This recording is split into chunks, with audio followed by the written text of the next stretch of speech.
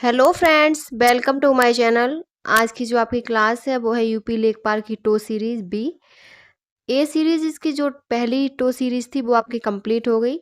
ये इसकी second to series है। इसमें आपके 10 प्रैक्टिस सेट हैं और आपके जो भी इसमें क्वेश्चन हैं वो कहीं ना कहीं उत्तर प्रदेश की परीक्षाओं में यूपी ट्रिपल एस सी द्वारा पूछे हुए हैं। तो सबसे पहले आप हमारे चैनल को सब्सक्राइब कर लीजिए। इसमें आपके 10 प्रैक्टिस सेट हैं जिसमें से आपके 3 कंप्लीट हो गए। आज जो प्रैक्टिस सेट है वो है आपका चौथा। तो चलिए शुरू करते हैं आज की अपनी क्लास। पहला क्वेश्चन है इसमें, साइमन कमीशन का विरोध करते हुए पुलिस हमले के कारण किस राष्ट्रवादी नेता की मृत्यु हो गई? राजगुरु, विट्ठल भाई पटेल, लाला लाजपत राय, सी आर दास। तो 1928 में साइमन कमीशन का विरोध करते हुए लाला लाजपत राय की मृत्यु हो गई और इसके जवाब में भगत सिंह और राजगुरु ने मिलकर सैंडर्स की हत्या की थी। तो आपका सी ऑप्शन करेक्ट है, लाला लाजपत राय। नेक्स्ट क्वेश्चन है, इनमें से किसने भूमि मापांकन की व्यवस्था प्रारंभ की थी? शाहजहां, अकबर, बहादुर शाह, शेरशाह। तो शेरशाह ने भूमि मापांकन की व्यवस्था प्रारंभ की थी। डी ऑप्शन करेक्ट है। नेक्स्ट क्वेश्चन है, चंद्रगुप्त मौर्य के इस प्रसिद्ध राजनीतिक सलाहकार को निम्नलिखित सभी नामों से जाना जाता है इसके अलावा? चाणक्य, विष्णुगुप्त, कौटिल्य और समुद्रगुप्त। चंद्रगुप्त मौर्य के जो प्रसिद्ध राजनीतिक सलाहकार थे उन्हें चाणक्य, विष्णुगुप्त, कौटिल्य जाना जाता है, लेकिन समुद्रगुप्त नहीं कहा जाता। तो डी ऑप्शन करेक्ट है। नेक्स्ट क्वेश्चन है, 1929 ईस्वी के शारदा एक्ट का संबंध मुख्य रूप से किससे था? तो शारदा एक्ट का जो संबंध है वो बाल विवाह यानी कि विवाह की आयु से संबंधित था और 1929 ईस्वी का शारदा एक्ट मुख्य रूप से विवाह की आयु निश्चित करने से संबंधित था, जिसका उद्देश्य था बाल विवाह को रोकना। सी ऑप्शन करेक्ट है। इसके कुछ इंपॉर्टेंट पॉइंट हैं। इसमें पहला है, शारदा एक्ट 1929 ईस्वी में पारित हुआ। दूसरा है, इसमें लड़कियों की विवाह आयु 14 वर्ष तय की गई। अगला है, लॉर्ड इरविन उस समय वायसराय थे। नेक्स्ट है, native marriage act Northbrook के समय आया। अगला है, एज ऑफ कंसेंट एक्ट में आयु 12 वर्ष थी। अगला क्वेश्चन है, भारतीय राष्ट्रीय कांग्रेस के 1905 के बनारस अधिवेशन की अध्यक्षता किसने की थी? तो बनारस अधिवेशन की अध्यक्षता जो की थी वो गोपाल कृष्ण गोखले द्वारा की गई थी। बी ऑप्शन आपका करेक्ट है। और ठीक इसी के एक वर्ष बाद 1906 में कलकत्ता अधिवेशन हुआ जहां स्वराज शब्द का प्रयोग किया गया था। गोखले की अध्यक्षता वाला यह सत्र इसीलिए भी याद किया जाता है क्योंकि इसके बाद कांग्रेस के भीतर वैचारिक मतभेद बढ़ने लगे थे, जिसका परिणाम वर्ष 1907 के सूरत विभाजन के रूप में सामने आया। इंपॉर्टेंट पॉइंट है कुछ।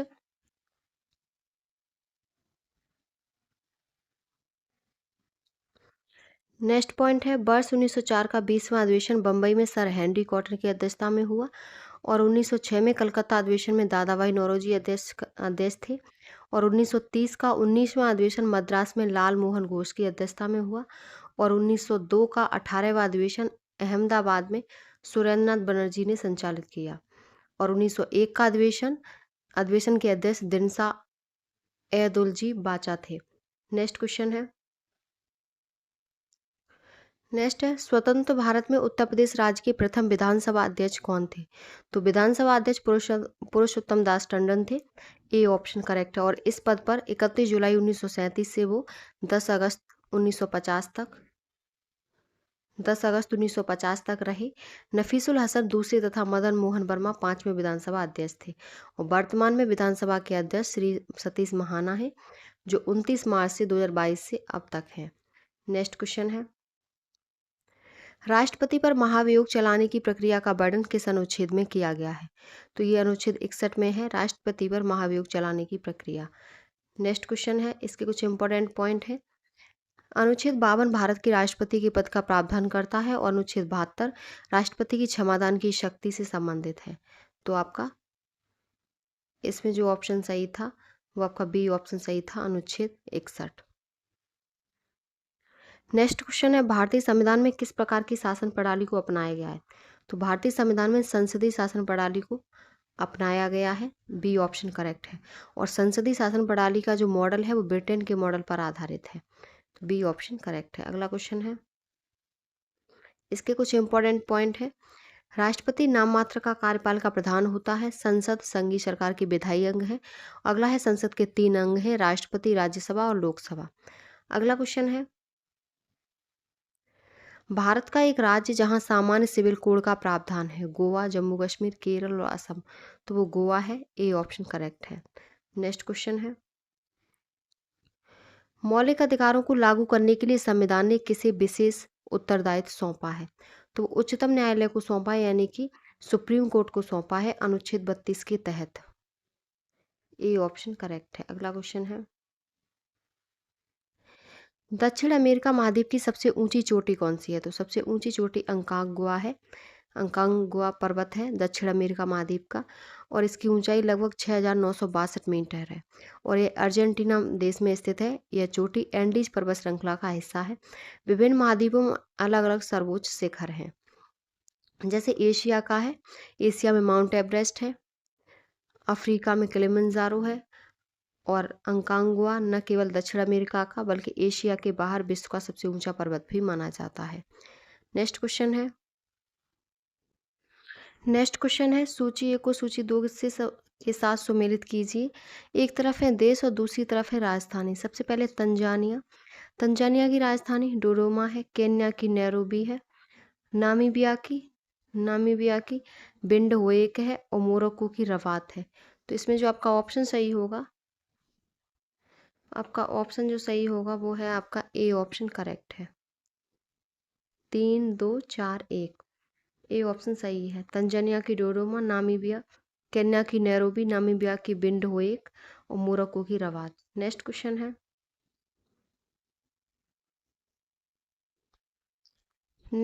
है, हिंद महासागर में प्रभावित होने वाली अगुलहास जलधारा की प्रकृति कैसी है? ठंडी, गर्म या अत्यधिक खारी जलधारा, या इनमें से कोई नहीं? तो गर्म जलधारा है, बी ऑप्शन करेक्ट है। इसके कुछ इंपॉर्टेंट पॉइंट है इसके। दक्षिण अटलांटिक महासागर की प्रमुख शीतल ठंडी जलधारा बेंगुला जलधारा है। प्रशांत महासागर की हम्बोल्ट जलधारा है जो ठंडी है। ब्राज़ील जलधारा एक गर्म जलधारा है, और गल्फ स्ट्रीम एक प्रसिद्ध महासागरीय गर्म जलधारा है, और पृथ्वी की सतह का लगभग 2/3 से अधिक भाग पानी से ढका हुआ है।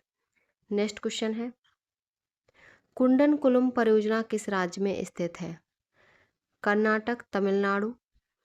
नेक्स्ट ऑप्शन है तेलंगाना और केरल। तो कुंडनकुलम परियोजना तमिलनाडु राज्य में स्थित है। यह भारत के परमाणु ऊर्जा निगम द्वारा विकसित की जा रही है। या 1000 मेगावाट दबावयुक्त जल रिएक्टर की 2 इकाइयां बनाई गई हैं। 25 दिसंबर 2008 में अंतर सरकारी समझौते पर हुए हस्ताक्षर के तहत रूस भारत हेतु 4 और परमाणु रिएक्टरों का निर्माण करने पर सहमत हुआ था। तो आपका बी ऑप्शन करेक्ट है। नेक्स्ट क्वेश्चन है, गंडक सिंचाई परियोजना किन प्रदेशों का एक संयुक्त प्रयास है? तो ये उत्तर प्रदेश और बिहार का है। इन राज्यों का गंडक परियोजना एक संयुक्त अभ्यास है। नेक्स्ट क्वेश्चन है, मौद्रिक नीति का निर्माण भारत में कौन करता है? तो मौद्रिक नीति का निर्माण आरबीआई करती है, रिजर्व बैंक ऑफ इंडिया। और वर्ष 2016 से मौद्रिक नीति के तहत नीतिगत दर का निर्धारण आरबीआई के तहत मौद्रिक नीति द्वारा किया जा रहा है। तो बी ऑप्शन करेक्ट है। नेक्स्ट क्वेश्चन है, सुपर बाजार क्या होता है? सुपर बाजार एक फुटकर विक्रय संगठन है, और सुपर बाजार एक प्रकार का फुटकर विक्रय संगठन होता है। यहाँ विभिन्न प्रकार की विस्तृत उत्पाद श्रृंखला मौजूद होती है। तो आपका बी ऑप्शन करेक्ट है। नेक्स्ट क्वेश्चन है, भारत में महिला समृद्धि योजना शुरू की गई थी। तो ये 1993 में 2 अक्टूबर 1993 को भारत में महिला समृद्धि योजना शुरू हुई थी। बी ऑप्शन करेक्ट है। अगला क्वेश्चन है, नेक्स्ट क्वेश्चन है, किस पंचवर्षीय योजना को योजना अवकाश की संज्ञा दी गई? तो ये 1966 से 69 की वार्षिक योजनाओं को योजना अवकाश की संज्ञा दी गई, और इसी योजना के दौरान भारत पाक का युद्ध भयंकर सूखे के कारण संसाधनों की कमी हो गई, और इसीलिए चौथी योजना तुरंत शुरू नहीं की जा सकी, और 1966 से 1969 तक 3 एक वर्षीय योजनाएं चलाई गई। इस अवधि को भारतीय नियोजन इतिहास में योजना अवकाश कहा जाता है। इसके कुछ इम्पोर्टेंट पॉइंट हैं। इसी दौरान 1966 से 67 भारत में हरित क्रांति की शुरुआत हुई, और वर्ष 1969 में लीड बैंक योजना शुरू हुई, और 1966 में मुद्रा का अवमूल्यन भी किया गया। इसके बाद चौथी योजना शुरू हुई, और 1978 80 की अवधि को अनवरत योजना यानी कि रोलिंग प्लान कहा जाता है। नेक्स्ट क्वेश्चन है, सतत विकास लक्ष्यों को किस वर्ष तक प्राप्त करने का लक्ष्य रखा गया है? तो ये 2030 तक लक्ष्य रखा गया है और संयुक्त राष्ट्र ने वर्ष 2015 में सतत विकास लक्ष्यों को अपनाया, जिनका उद्देश्य गरीबी समाप्त करना, पृथ्वी की रक्षा करना और सभी के लिए समृद्धि समृद्धि सुनिश्चित करना है। नेक्स्ट क्वेश्चन है, इसके कुछ इंपॉर्टेंट पॉइंट हैं। कुल 17 एसडीजी निर्धारित किए गए और लक्ष्य, पहला लक्ष्य क्या था? गरीबी का अंत। दूसरा लक्ष्य भुखमरी का अंत। नेक्स्ट है, NITI Aayog SDG India index जारी करता है और वर्ष 2023-24 में भारत का स्कोर बढ़कर 71 हुआ और उत्तर प्रदेश ने अपने स्कोर में लगभग 25 अंकों का सुधार किया है। नेक्स्ट क्वेश्चन है, कौन से क्रोमोसोम टर्नर सिंड्रोम में प्रभावित होते हैं? तो वो 45वां क्रोमोसोम टर्नर सिंड्रोम में प्रभावित होता है। नेक्स्ट क्वेश्चन है,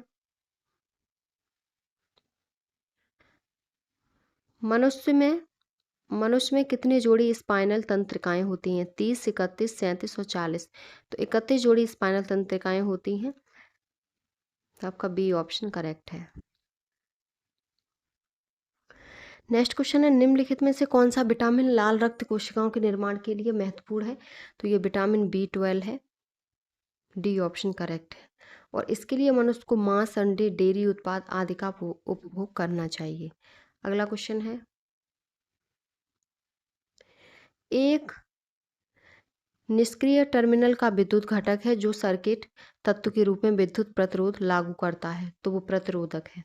एक प्रतिरोधक एक निष्क्रिय टर्मिनल का विद्युत घटक है जो सर्किट तत्व के रूप में विद्युत प्रतिरोध लागू करता है। तो ए ऑप्शन करेक्ट है। नेक्स्ट क्वेश्चन है, जब जल जमता है तो इसका घनत्व घटता है। जब जल जमता है तब इसका घनत्व घटता है और 4 डिग्री सेल्सियस पर जल का आयतन न्यूनतम तथा घनत्व अधिकतम होता है। जैसे जैसे तापमान 4 डिग्री सेल्सियस से नीचे की ओर आता है, जल का घनत्व भी घटने लगता है। तो जब जल जमता है तब इसका घनत्व घटता है। नेक्स्ट क्वेश्चन है, पूंजीवादी कृषि प्रणाली में खेती कैसे की जाती है?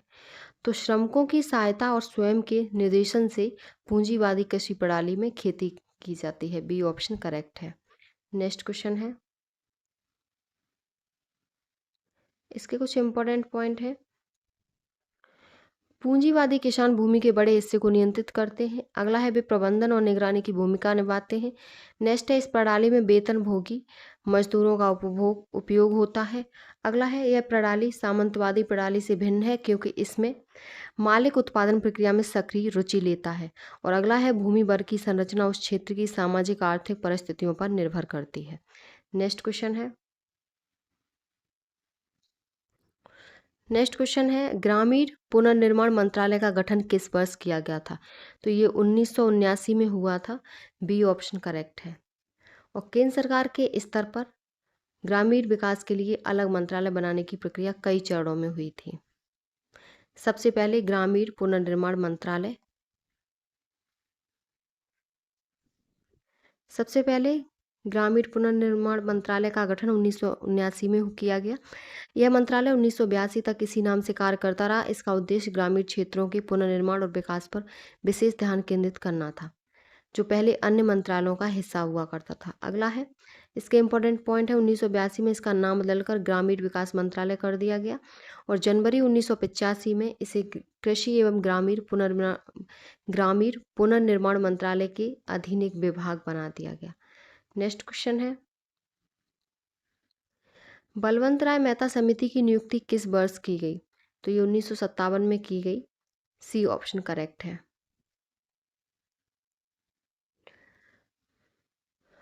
इसके कुछ महत्वपूर्ण पॉइंट हैं। समिति का मुख्य कार्य क्या था? तो मुख्य कार्य सामुदायिक विकास कार्यक्रम की समीक्षा करना था। इसने सत्ता के विकेंद्रीकरण का सुझाव दिया। अगला है, समिति ने परस्पर संबंध त्रिस्तरीय ढांचे की सिफारिश की। अगला है, इसमें ऊपर जिला स्तर, मध्य में खंड स्तर और नीचे ग्राम स्तर शामिल थे। नेक्स्ट क्वेश्चन है, प्रधानमंत्री धन धान्य कृषि योजना का शुभारंभ कब किया गया?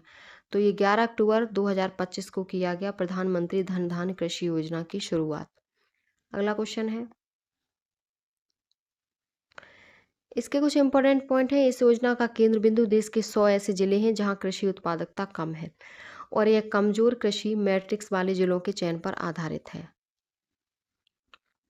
नेक्स्ट क्वेश्चन है, उत्तर प्रदेश में विरासत वृक्षों के संरक्षण के लिए जुलाई 2024 में कौन सी योजना लागू की गई?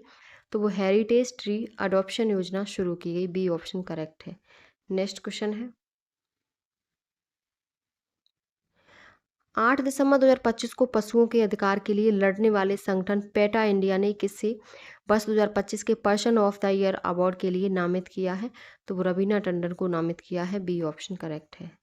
अगला क्वेश्चन है, दिसंबर 2025 को पहला फीफा शांति पुरस्कार 2025 किसे प्रदान किया गया? तो वो डोनाल्ड ट्रंप को प्रदान किया गया। ए ऑप्शन करेक्ट है। अगला क्वेश्चन है, नेक्स्ट क्वेश्चन है, champions of the earth award 2025 से संबंधित निम्न कथनों पर विचार कीजिए। पहला है, 10 दिसंबर 2025 को संयुक्त राष्ट्र पर्यावरण कार्यक्रम ने वर्ष 2025 के लिए इस अवार्ड के विजेताओं की घोषणा की है। अगला है, इस वर्ष भारत की सुप्रिया साहू को यह अवार्ड प्रदान किए जाने की घोषणा की गई। तो ये दोनों ही कथन सही हैं। Champions of the earth award से संबंधित दोनों कथन सही हैं। तो आपका सी ऑप्शन करेक्ट है। नेक्स्ट क्वेश्चन है,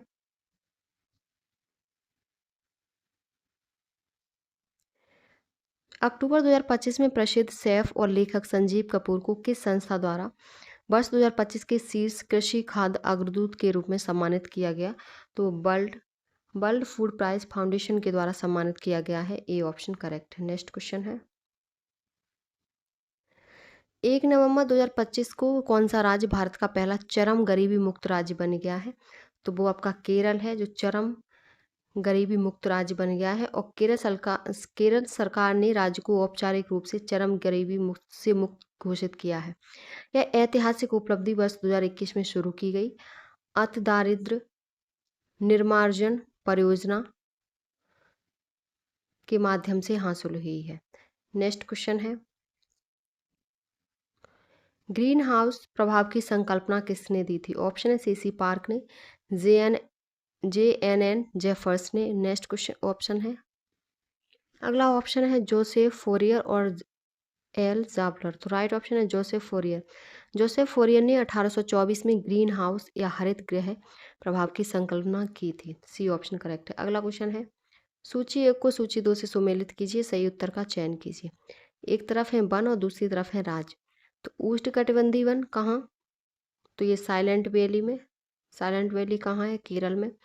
दूसरा है शंकु वृक्ष वन, तो ये हिमाचल प्रदेश में।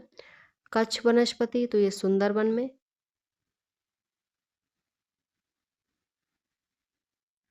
और पतझड़ वन, तो ये आपका राजस्थान में। तो आपका जो ऑप्शन सही होगा वो है आपका 4, 2 और 1 और 3, पतझड़ वन राजस्थान में। तो 4, 2, 1, 3, तो ये आपका डी ऑप्शन करेक्ट है। नेक्स्ट क्वेश्चन है, उष्णकटिबंधीय वन साइलेंट वैली, शंकु वृक्ष वन हिमाचल प्रदेश, कच्छ वनस्पति सुंदरवन और पतझड़ वन राजस्थान में। अगला क्वेश्चन है, वायुमंडल में उपस्थित ओजोन द्वारा निम्नलिखित विकिरण अवशोषित किया जाता है? अवरक्त, दृश्य, पराबैंगनी और सूक्ष्म तरंगें। तो ये पराबैंगनी है। सी ऑप्शन करेक्ट है। अगला क्वेश्चन है, पर्यावरण के परिरक्षण एवं संरक्षण हेतु पर्यावरण अधिनियम भारत सरकार द्वारा कब पारित किया गया था? तो ये 1986 में पारित हुआ था। ए ऑप्शन करेक्ट है। अगला क्वेश्चन है, ये है आपके एक तरफ है अनुसंधान संस्थान और दूसरी तरफ है शहर। तो इसमें आपके कौन से अनुसंधान संस्थान और कौन से शहर हैं? तो शुष्क वन अनुसंधान संस्थान जोधपुर, हिमालय वन अनुसंधान संस्थान शिमला, वर्षा वन अनुसंधान संस्थान जोरहाट, उष्णकटिबंधीय वन जबलपुर और वन अनुसंधान संस्थान देहरादून। तो आपके 3 युग्म सही है। नेक्स्ट क्वेश्चन है, पारिस्थितिकी निषेध की संकल्पना को प्रतिपादित किया था? ग्रीनएल, डार्विन ने, ईपी ओडम ने, सीसी पार्क ने। तो ग्रीनएल ने पारिस्थिति निश्चय यानी कि आला की संकल्पना को प्रतिपादित किया था 1917 में। तो ए ऑप्शन करेक्ट है। नेक्स्ट क्वेश्चन है, निम्नलिखित में से किस देश को दुनिया में कार्बन नेगेटिव देश के रूप में माना जाता है? तो भूटान है, इसको विश्व में कार्बन नेगेटिव देश माना गया है। नेक्स्ट क्वेश्चन है, निम्नलिखित में से कौन स्ववासन संरक्षण रणनीति का उदाहरण नहीं है? तो वानस्पतिक बाग नहीं है, बी ऑप्शन करेक्ट है। नेक्स्ट क्वेश्चन है, पारिस्थितिकी संक्रमण अवधारणा का सर्वप्रथम प्रयोग किया था? तो बेनेट द्वारा किया गया था 1976 में, बी ऑप्शन करेक्ट है। अगला क्वेश्चन है, वन अनुसंधान संस्थान स्थित है? तो वन अनुसंधान संस्थान देहरादून में है और इसकी स्थापना 1906 में की गई थी। यह इस प्रकार का सबसे पुराने संस्थानों में से एक है। वर्ष 1991 में इसे भारत सरकार द्वारा डीम्ड विश्वविद्यालय घोषित कर दिया गया था। तो आपका ए ऑप्शन करेक्ट है। नेक्स्ट क्वेश्चन है, अब है आपके मैथ के क्वेश्चन जो 46 से 50 तक हैं, 5। इसमें पहला ग्राफ है, ये आपका ग्राफ दिया गया है, उपयोगकर्ताओं की संख्या हजारों में है। ये ग्राफ है अल्फा बीटा गामा और इसका ये क्वेश्चन है। तो इसमें जब क्वेश्चन सॉल्व करेंगे तो पहला क्वेश्चन है, सभी 10 शहरों में मिलाकर अल्फा और गामा के उपयोगकर्ताओं की औसत संख्या कितनी है? तो 547.5 है, सी ऑप्शन करेक्ट है। इसका सॉल्व करेंगे तभी ये आंसर निकल के आएगा।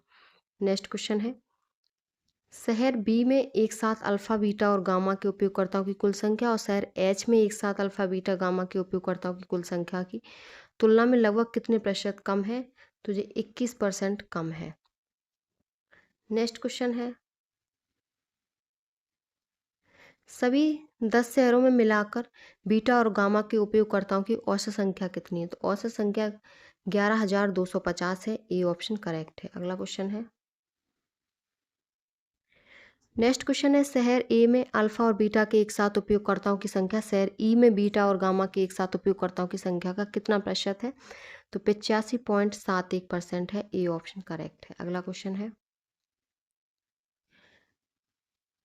नेक्स्ट क्वेश्चन है, शहर डी में एक साथ अल्फा बीटा और गामा के उपयोगकर्ताओं की संख्या का शहर आई में एक साथ बीटा और गामा के उपयोगकर्ताओं की संख्या से अनुपात क्या है?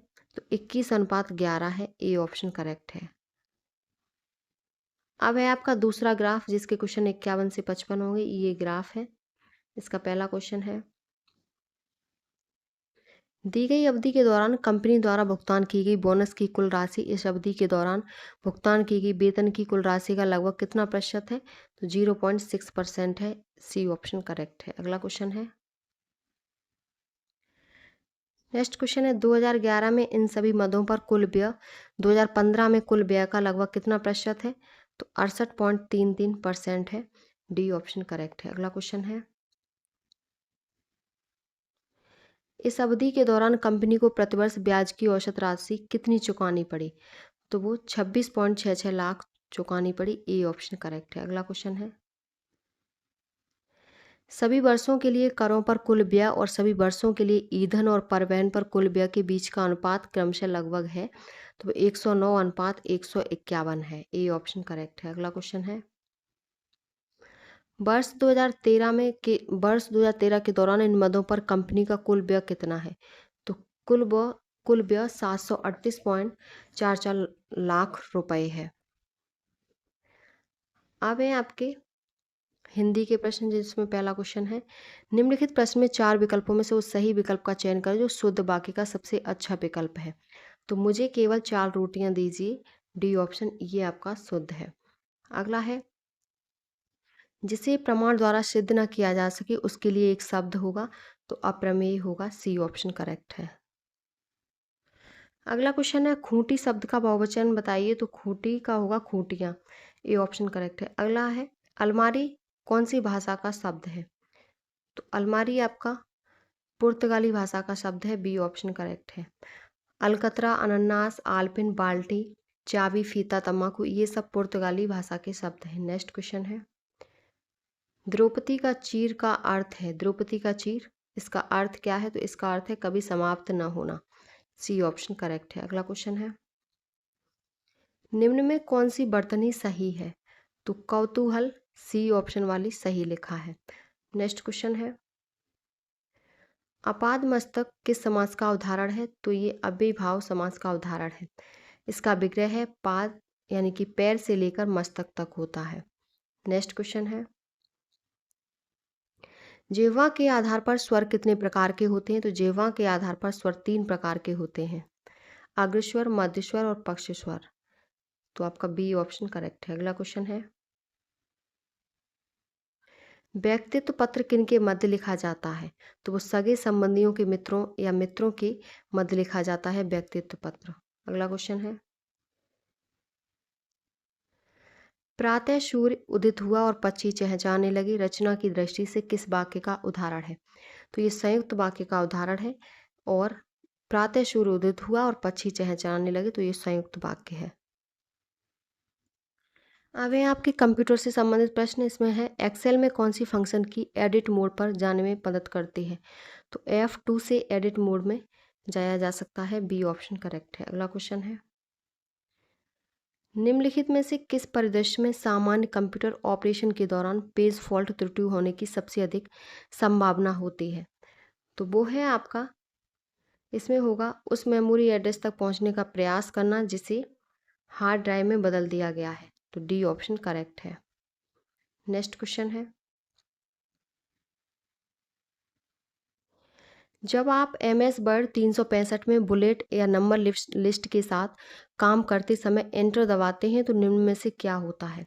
तो यह उसी बुलेट या नंबर के साथ एक नई लिस्ट आइटम बनाता है। बी ऑप्शन करेक्ट है। अगला क्वेश्चन है,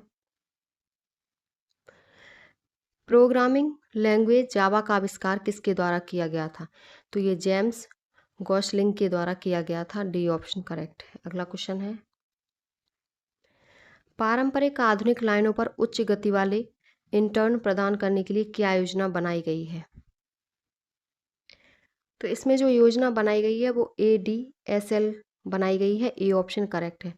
ADSL का पूर्ण रूप है असिमेट्रिक डिजिटल सब्सक्राइबर लाइन। एक प्रकार की ब्रॉडबैंड तकनीकी है जो डाटा संचारित करने के लिए मौजूदा फोन लाइनों में लंबे तार का उपयोग करती है और ADSL डायल अप कनेक्शन की तुलना में अधिक तेजी से गति प्रदान करता है। तो ए ऑप्शन करेक्ट है। नेक्स्ट क्वेश्चन है, CPU की निम्न में से किस विशेषता द्वारा यह निर्धारित किया जाता है कि वह प्रति सेकंड कितने इंस्ट्रक्शंस प्रोसेस कर सकता है? तो ये क्लॉक स्पीड कर सकता है। ए ऑप्शन करेक्ट है। नेक्स्ट क्वेश्चन है, एक संचार प्रोटोकॉल है। तो HTTP एक संचार प्रोटोकॉल है और ये हाइपर टेक्स्ट ट्रांसफर प्रोटोकॉल होता है। डी ऑप्शन करेक्ट है। अगला क्वेश्चन है, नेक्स्ट है, निम्नलिखित में से कौन सा कथन कंप्यूटर सिस्टम में रैम और रोम के कार्यों का सर्वोत्तम वर्णन करता है? तो ये जो वर्णन करता है वो है, तो इसमें जो वर्णन करता है वो आपका सी ऑप्शन है। रोम का उपयोग सिस्टम फर्मवेयर को संग्रहित करने के लिए किया जाता है जबकि रैम एक्टिव प्रोसेस के लिए अस्थायी डाटा संग्रहित करती है। तो सी ऑप्शन करेक्ट है। नेक्स्ट क्वेश्चन है, अगला क्वेश्चन है, open source desktop operating system का उदाहरण निम्नलिखित में से कौन सा है? तो वो लिनक्स उबंटू है। डी ऑप्शन करेक्ट है। Linux Ubuntu. अगला क्वेश्चन है, आधुनिक मदरबोर्ड में उच्च स्पीड संचार की सुविधा के लिए निम्न में से कौन सा घटक सीधे CPU से जुड़ा होता है? तो वो नॉर्थ ब्रिज है जो सीधा CPU से जुड़ा होता है। डी ऑप्शन करेक्ट है। अगला क्वेश्चन है, निम्नलिखित में से कौन सा दुर्घटना बस या इरादतन रूप से डेटा के अनधिकृत व्यक्तियों के समक्ष प्रकटीकरण प्रकटीकरण या अनधिकृत संशोधन या नष्ट किए जाने से संरक्षण को संदर्भित करता है? तो वो है आपका डाटा सुरक्षा, डाटा सिक्योरिटी, ये संरक्षित करता है। ए ऑप्शन आपका करेक्ट है। नेक्स्ट क्वेश्चन है, निम्नलिखित में से कौन सा स्प्रेडशीट का एक उदाहरण है? तो माइक्रोसॉफ्ट एक्सेल एक स्प्रेडशीट का उदाहरण है। ए ऑप्शन करेक्ट है। नेक्स्ट क्वेश्चन है, पिक्सेल है एक, तो पिक्सेल एक किसी चित्र का सबसे छोटा विभेद हिस्सा है। पिक्सेल। बी ऑप्शन करेक्ट है। अगला क्वेश्चन है, एकाधिक टैब वाले एप्लीकेशन हो जैसे ब्राउज़र या SMS वर्ड में कंट्रोल प्लस टैब क्या करता है? तो ये अगले टैब पर स्विच करता है। बी ऑप्शन करेक्ट है। अगला क्वेश्चन है,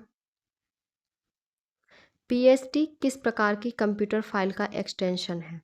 तो PST adobe Photoshop computer file का एक एक्सटेंशन है। ए ऑप्शन करेक्ट है। और पीएसटी का पूर्ण रूप होता है फोटोशॉप डॉक्यूमेंट है जो एक छवि। पीएसटी का पूर्ण रूप इसका पीएसटी है, फोटोशॉप डॉक्यूमेंट जो एक छवि प्रारूप है। अगला क्वेश्चन है, सूची 1 को सूची 2 से सुमेलित कीजिए। सूची 1 को सूची 2 से सुमेलित कीजिए। एपरल पार्क ये कहाँ है? तो ये कानपुर में है। बायोटेक्नोलॉजी पार्क ये आपका लखनऊ में है। एग्रो प्रोसेसिंग जोन ये सहारनपुर में है। और लेदर टेक्नोलॉजी पार्क ये आपका उन्नाव में है। तो इसमें जो ऑप्शन सही होगा वो कौन सा है? ए ऑप्शन करेक्ट है। Apparel park Kanpur, biotechnology park Lucknow, agro processing zone Saharanpur और लेदर टेक्नोलॉजी पार्क उन्नाव में है। अगला क्वेश्चन है, निम्नलिखित में से कौन सी परियोजना उत्तर प्रदेश में पेयजल परियोजना है? शारदा सहायक नहर परियोजना, ज्ञानपुर पंप नहर परियोजना। अगला ऑप्शन है, नेक्स्ट है आपकी गोकुल बैराज परियोजना और अगली है पथरई बांध। तो जो उत्तर प्रदेश की पेयजल परियोजना है वो है गोकुल बैराज परियोजना। सी ऑप्शन करेक्ट है। अगला क्वेश्चन है, निम्नलिखित में से कौन बनारस घराने से संबंधित हैं? बेगम अख्तर, मोतीबाई, रसूलन बाई, सिद्धेश्वरी देवी। तो आपकी मोतीबाई, रसूलन बाई, सिद्धेश्वरी देवी ये बनारस घराने से संबंधित हैं। डी ऑप्शन करेक्ट है। और बेगम जो अख्तर हैं वो आपकी पटियाला एवं किराना घराने से संबंधित है।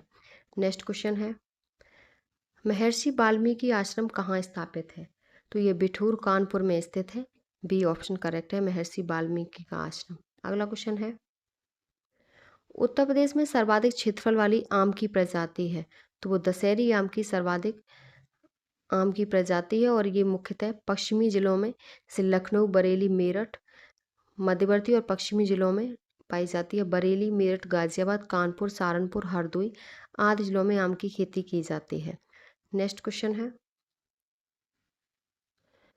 निम्नलिखित में से कौन सुमेलित नहीं है? कोयला सोनभद्र, बलुआ पत्थर मिर्जापुर, सिलिका वालू इलाहाबाद और यूरेनियम झांसी। तो यूरेनियम ललितपुर है ना कि झांसी। तो डी ऑप्शन करेक्ट है। डी ऑप्शन आपका गलत है।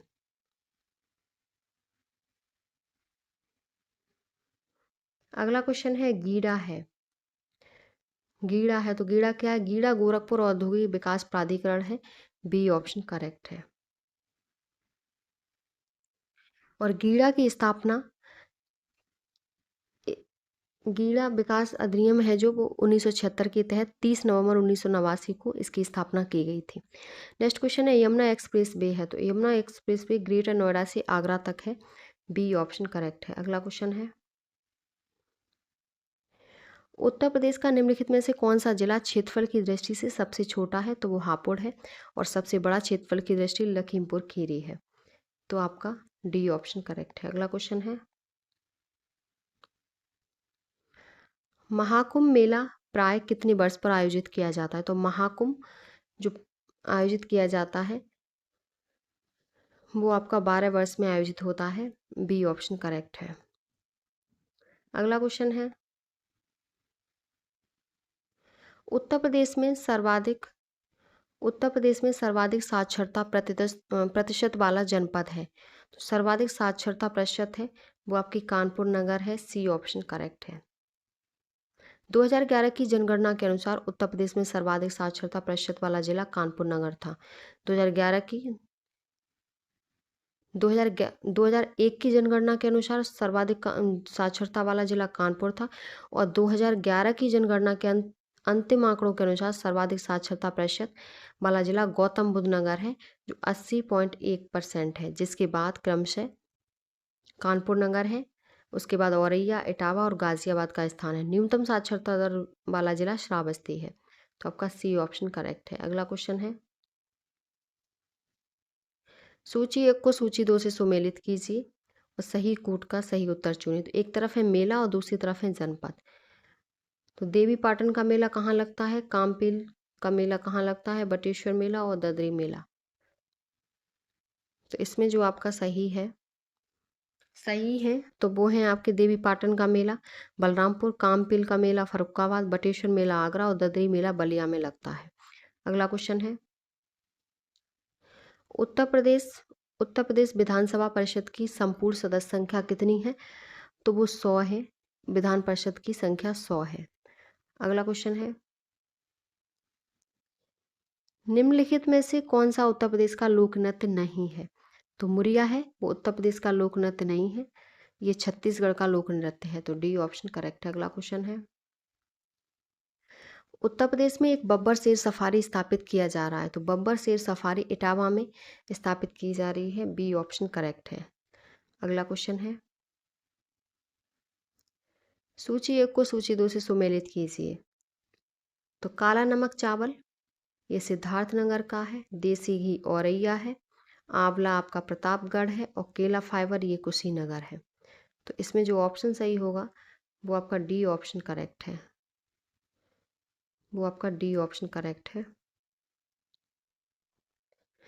काला नमक चावल सिद्धार्थनगर, देसी घी औरैया, आंवला प्रतापगढ़ और केला फाइबर कुशीनगर है। नेक्स्ट क्वेश्चन है, उत्तर प्रदेश का एकमात्र मुक्त विश्वविद्यालय जाना जाता है। तो वो राजश्री टंडन मुक्त विश्वविद्यालय जाना जाता है। सी ऑप्शन करेक्ट है। और ये आपका प्रयागराज में स्थित है। इसकी स्थापना 1999 में डीम्ड विश्वविद्यालय के रूप में हुई थी तथा वर्ष 2004 में इसे विश्वविद्यालय का दर्जा प्राप्त हुआ। अगला क्वेश्चन है, पार्वती अर्गा पक्षी अभ्यारण्य कहाँ स्थित है जिसे इको सेंसिटिव जोन घोषित किया गया है? तो ये गोंडा में स्थित है। सी ऑप्शन करेक्ट है। अगला क्वेश्चन है, यूनेस्को ने लखनऊ को किस श्रेणी में क्रिएटिव सिटीज नेटवर्क का हिस्सा बनाया है? तो ये सिटी ऑफ गैस्ट्रोनॉमी को बनाया है। सी ऑप्शन करेक्ट है। और आज के प्रैक्टिस सेट का आपका इसका लास्ट क्वेश्चन है, उत्तर प्रदेश ग्रामीण बैंक ने किसानों के लिए किस सुविधा को पूरी तरह डिजिटल बनाने की घोषणा की है? तो किसान क्रेडिट कार्ड केसीसी को पूरी तरह डिजिटल बनाने की घोषणा की है। ये आपके 100 क्वेश्चन कंप्लीट हो गए। आपका फोर्थ नंबर का प्रैक्टिस सेट कंप्लीट हो गया टो सीरीज का। ये क्वेश्चन आपके सभी प्रीवियस क्वेश्चन पेपर हैं जो कहीं ना कहीं पूछे हुए हैं। अगर आपको हमारी वीडियो पसंद आई हो तो प्लीज़ चैनल को like, subscribe, share and comment करें।